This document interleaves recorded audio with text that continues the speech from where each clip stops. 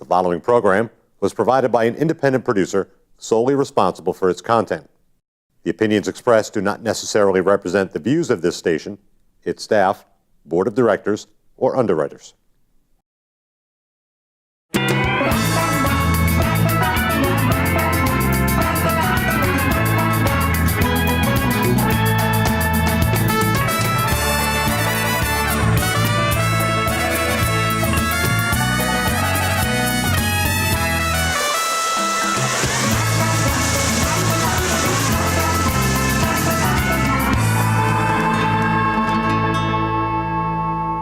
Hello, everybody, and welcome to the Happiness Jungle with, yours truly, the Chief Happiness Officer, Lyn-Dee Eldridge.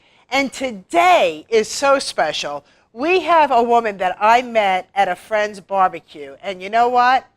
Inner circles of strength always come together.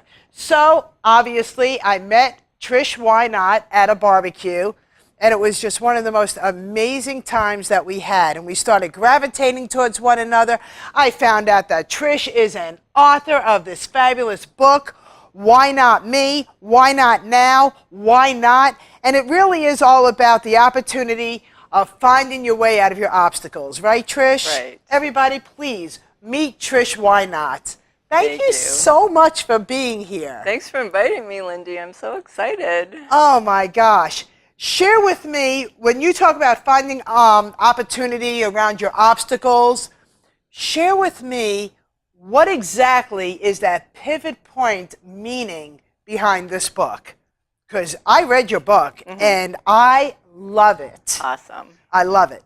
Well, I could give you a literal example of how to do that because I love stories, as you know. It's an illustrated guide. I give stories in my book of how to find the opportunities in your obstacles. And this one actually just happened to me recently.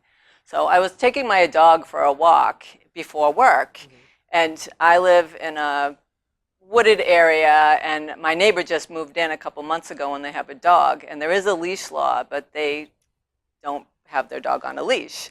And I've only had my dog for a year, and we're still working on training and all that great stuff. And so I'm taking him for a walk, pretty much on a mission for him to do his business and stretch his legs, and then I've got to buckle down and see clients. So we're walking through the neighborhood, and he comes out of nowhere, the neighbor's dog, and startles me. Mind you, I have heels on, not just 2-inch heels, but because I'm going to work and not in my sneakers. And so he startles me, startles the dog. My dog starts pulling and trying to get at the dog to play with the dog.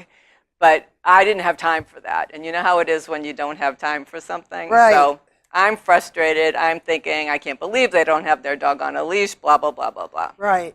So Now, do you know that dog? Yes. Okay, so Yes. you knew that the dog wasn't going to bite you or attack you, Right. but that's still a scary situation, right? And I'm working so hard on training my dog that all the training seems to go out the window when he sees this dog or another dog. So anyways, I'm going down the road of frustration. I'm feeling like a victim. I'm being wronged. Their dog should be on a leash. And all of a sudden, the small voice in my head says, how can this be good? Wow. And I thought, How can this be good? And then my thought process immediately shifted to, I am paying good money for training classes because I live in more of an isolated area. I pay to go to places where there are distractions. Oh, wow. And so I've done an off-lead class where we actually meet at hiking trails so that we run into people jogging and walking and people with other dogs. And I realized the universe provided me with a distraction right next door. And I just burst out laughing. How could I even be mad anymore? Right. Right? Oh, my gosh. Talk about turning that around. Right. That's so great. I'm sure down the road we might have a discussion about how we can support each other with us both having dogs, but it won't be a heated discussion. Right. And as of right now, every time if I'm inconvenienced, I just ask myself, how can this be good? And I realize I'm not even ready to have that discussion yet because clearly we just have more training to do with distractions. How can this be good? I've never heard that before. Yeah. I'm going to give you credit for it 3 times, and then I'm stealing it. How can this be good? I like that. And isn't it true that you were never a dog owner before? Right. You never owned a dog before. Right. Share with us about that experience. How did you become a dog owner? Because a lot of people that have never had a dog or animals shun them, where I think that is the biggest blessing in your life. Right. What turned that around for you? So I've had cats when I was raising my children. We always had cats. And then my kids started to get married and their spouses pushed for dogs. So now my kids started to have dogs. And I was afraid of the dogs. And you can't fake that with the dog. No, they know instantly. Right. And so then my youngest daughter got a dog, and I agreed to help her with the first year because my schedule was more flexible, and she worked full time to raise the dog because I thought it will help me just as much to get comfortable. Was it a puppy? It was a puppy. What, did you rescue? Did they rescue? This one was not a rescue. The others were rescued. Okay. And the others were bigger. So this guy he's 6 and he only weighs 10 pounds. So he's a little guy. And then from there, last year my daughter was pushing for me to get a dog. Mom, you should get a dog. And so I said, a dog's definitely in my future, but not now. Right. 6 months later, there I am with the dog. So a friend of mine on Facebook fosters dogs, and she had posted a picture of my dog on Facebook, and he had a broken leg when they found him, and they were looking for donations to have surgery because he needed surgery to have his leg repaired. So I donated, and then I found myself private messaging my friend, do you know how the dog's doing? Because he was in Tennessee in foster care, recuperating. So then she connected me directly with the woman who was fostering him. And before you know it, I'm adopting the dog. And so that was an online meet. It was. And then I would say to people, we met online. If I met a guy online, it doesn't mean that I'm necessarily his forever home. We need to get to know each other. And it's the same thing with the dog. Wow. And so, and not to be mean about it, but it actually freed me up to enjoy the experience and to really be honest about who I needed to be in order to be a good pack leader. Wow. For this dog.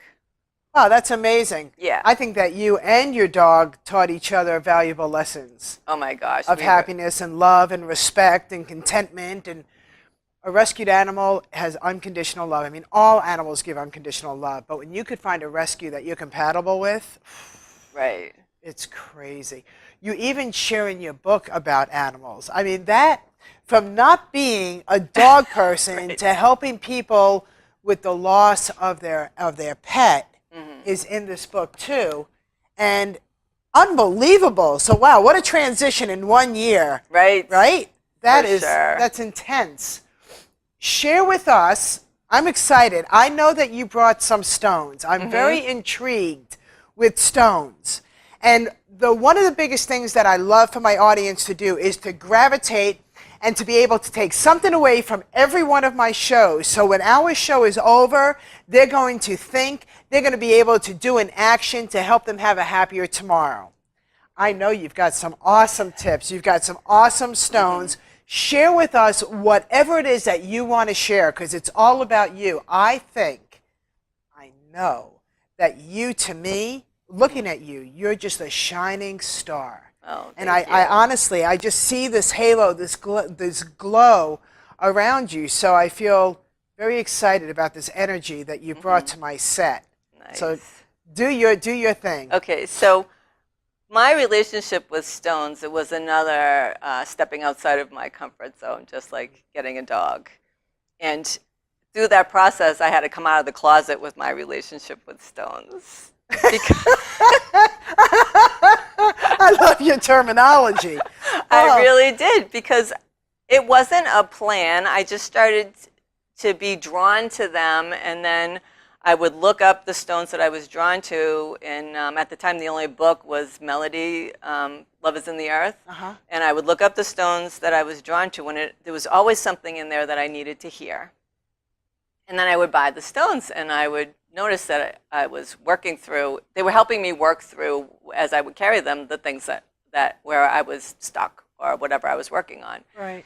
And then I wanted to learn more, and they brought me to Florida, they brought me to New Mexico a couple of times, they brought me to Vermont, and I didn't even know why it wasn't. Because, oh, I'm definitely going to use this in my counseling practice. I seriously had no idea. So through the stones, I have learned that with intuition, the logic comes later. You are one powerful woman. Share with me. Share what you have. Okay, so I brought a few stones, and let's see. What do we want to do with them today? So we can just ask the stones, if you would like, to give for them to give you a message that will help you moving forward in your life. Okay. And the stones give us information about what's going on with us on a deeper level. My relationship with stones does. It's different for different people, but I'm a counselor, and so I have more of a counseling relationship with stones, you could say. Wow. And my relationship with stones actually renewed my faith in humanity. Because the way I learned to receive information from the stones, I can see the people that come into my life have a message for me, just like my neighbor's dog. Yeah. And I have learned through the stones how to receive those gifts. Because life is a gift. It is a gift. And when we can learn how to receive it, that's to be where the joy comes. So why don't you just close your eyes for a minute. Okay. Just take a few deep breaths, centering yourself with your breath, and connecting with the stones, with your mind and with your heart, however you picture that. And ask the stones to please give you and your audience some information that will help them to move forward in their lives with greater ease and elegance. And then whenever you're ready, open your eyes and tell me which three you're drawn to, and I will pull them out.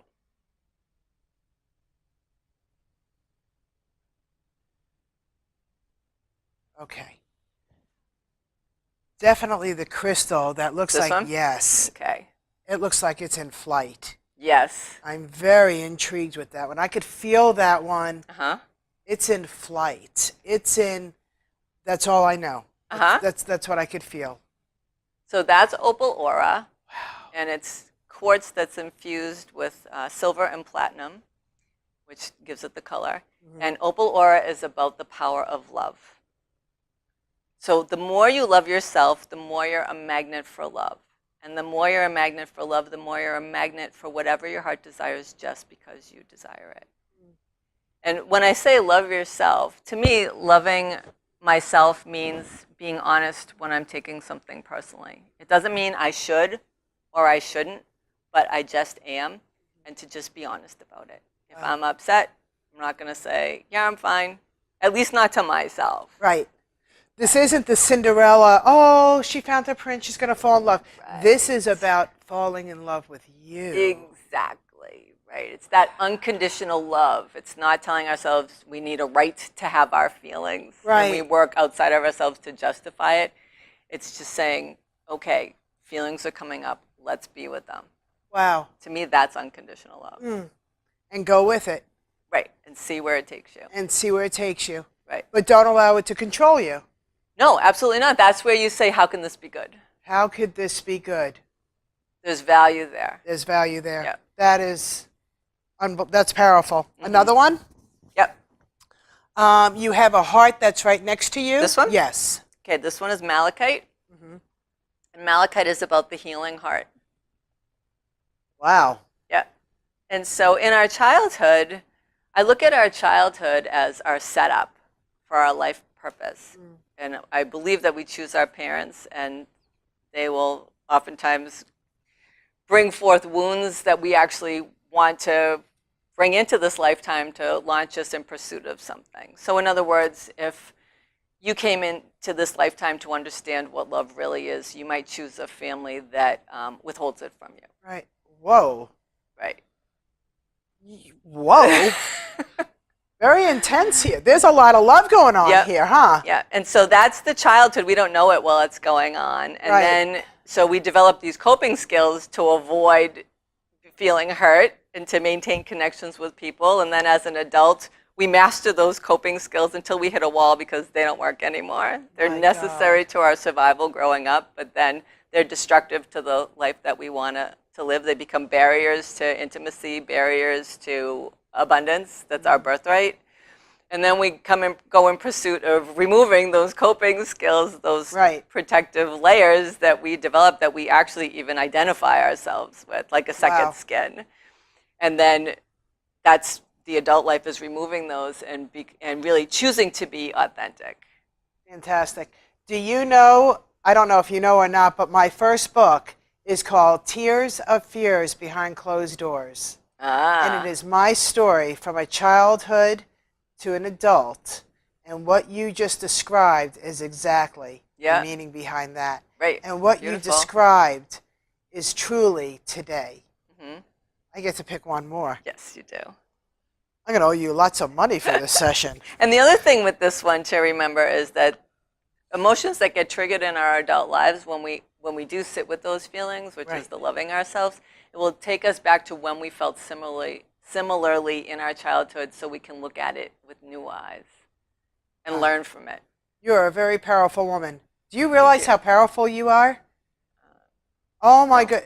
Yeah, you, between your book, between your stones, and how much I could feel your energy right now. And not only that, but what you're describing is so spot on that it's blowing me away on a happy note. Nice. Let's go with, I'd like to go with the flat piece. This one? Yes. Okay, so this one is mica lepidolite. You can see all the layers. And it's about shedding protective layers, which we talked about. The coping skills are our protective layers. It's who we become when it doesn't feel so great to be us. It's about shedding those layers so that our light, our beauty, and our purity can shine through once again, because we can't shine when we've got all these protective layers. Amazing. And then we wonder why we attract the wrong people. Yeah, isn't because that the truth? For instance, if a protective layer is to please somebody, then you will, when it doesn't feel safe to be you, you go into being who you think somebody else wants you to be. Right. And then you will attract people that want that from you. Give our audience a really valuable tip that when this show is over, that they could look at themselves, go into the mirror, pick up whatever kind of a stone or what have you, and start changing from the moment that this show ends. What would be your advice? My advice would be that when our feelings come up, when your feelings come up, to not dismiss them and to not put too much weight on them either, but to acknowledge that they exist with interest, with curiosity. I always say to my clients, when you're emotionally charged, just look at it from the perspective of how interesting. Like, how interesting, I want to rip that person's face off. It doesn't mean that you're going to. It just is telling you that you are supercharged. Sure. It's information. Right. And when we can look at it from information, then we can use that information to heal, to learn, to grow. Wow. Absolutely. So that would be. I'm going to share an experience that I had today coming over to the TV station. I love to bring food and stuff for the guys. And today, because I'm here for a long day, I decided I was going to bring a box of Joe. I also decided I was going to go to a grocery store instead of my favorite place, Dunkin' Donuts, to get it because it was convenient, and I heard so much about this box of Joe. And I get there, and a long story short, the box of Joe just wasn't working out. And what happened is that 4 people that were trying to fix this box of Joe, 4 people, they still couldn't understand how to fill this box of Joe. It was the most unbelievable thing to me. My clock is ticking, and I'm watching this process go on, and I said, there's a reason and a purpose that this is happening now. Finally, almost 20 minutes later, I says, you work on the Joe, I'm going to go get the other stuff that I need. I come back, the box of Joe still isn't ready. Finally, they bring the box of Joe to me. I did not accept the box of Joe because when I picked up the box of Joe, literally the carton that the box of Joe sits in was falling apart. There was a reason I was not supposed to have the box of Joe, but here was the greatest lesson that I helped with. the 4 people now understand how to make a box of Joe. Right. So there was a purpose there, and I just left and I went over to, yes, Dunkin' Donuts, and within a matter of minutes I had the right box of Joe. But isn't it funny how we could either react or how we could look at something and say, Right. what is your term? How interesting. No. Oh. How can Oh, how can this be good? How can this be good? Well, Right. how can this be good? There always has to be a benefit to something. You know, yes, it may take you out of the game a little bit, but how can it benefit somebody? Right. Something. So that was like one of my ahas today. It's a test. It's a test. So when you talk about the synergy and the energy of what goes on, it's all about the response of how we deal with certain things in Right. our lives, right? Because I could have taken that box of Joe and just, Lord only knows what could have happened with the box of Joe, Right. right? Right. That's funny. You know, it's funny, Trish, I give out these stones and they're hearts, and they come from all different places.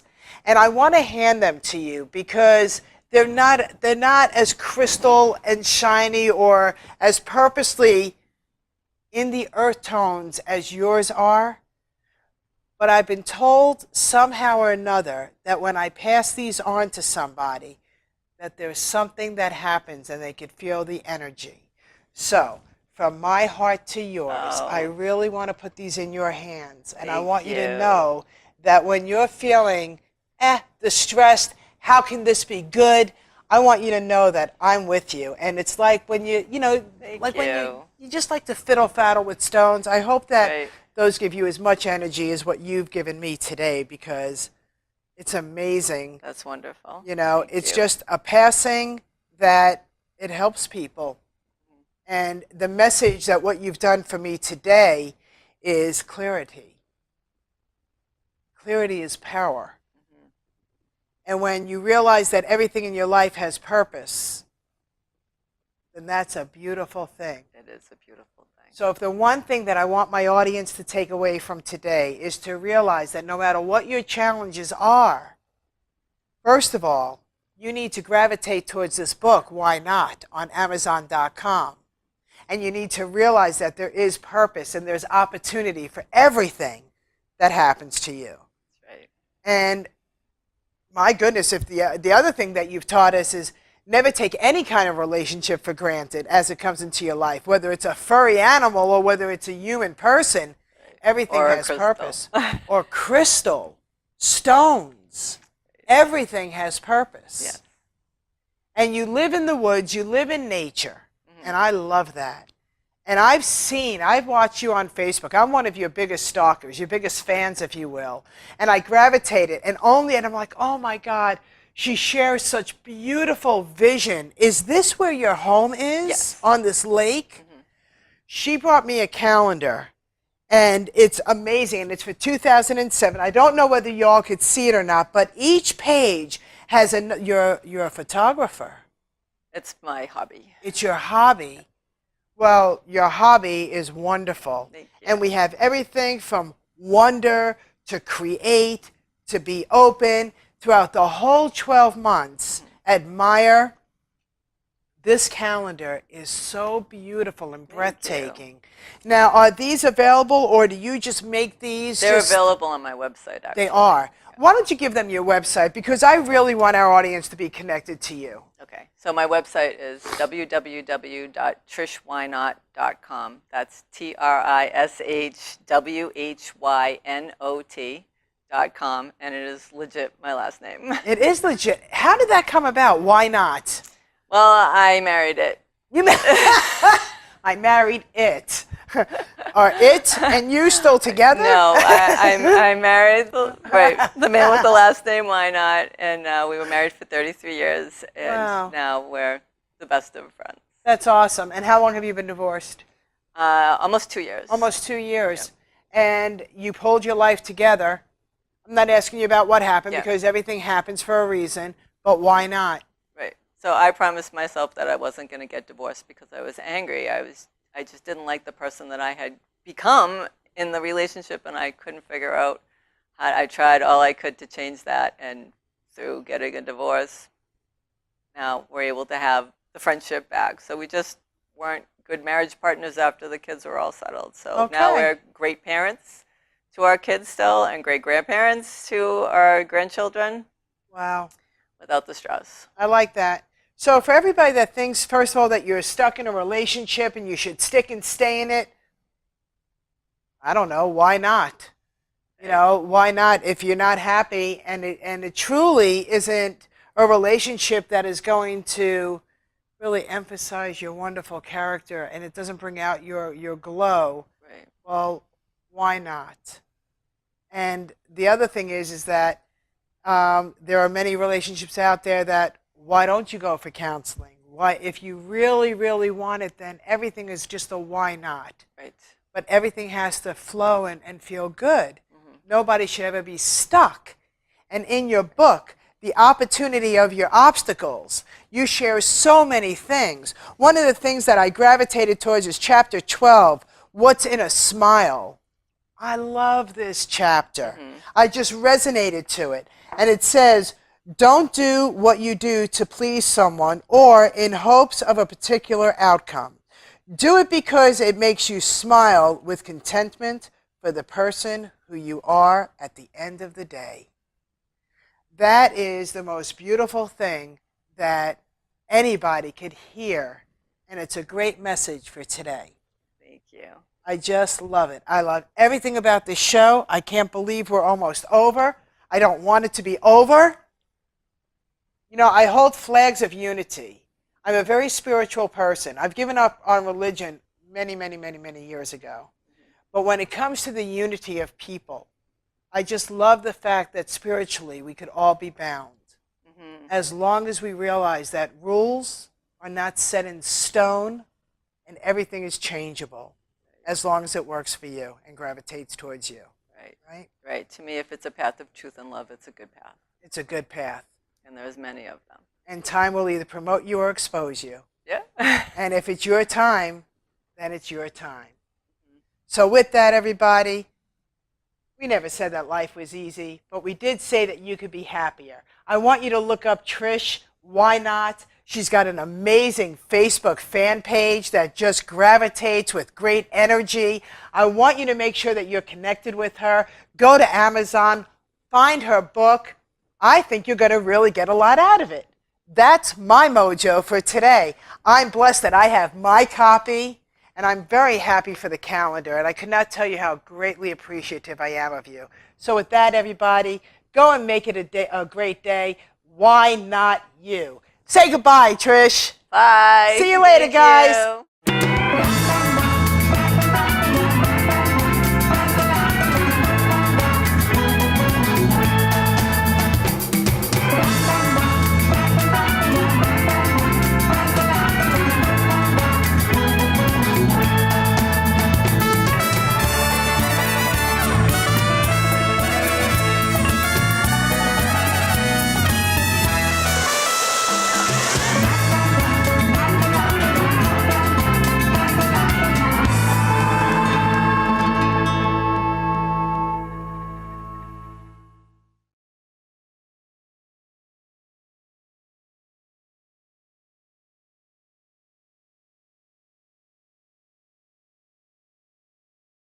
The preceding program was provided by an independent producer solely responsible for its content. The opinions expressed do not necessarily represent the views of this station, its staff, board of directors, or underwriters.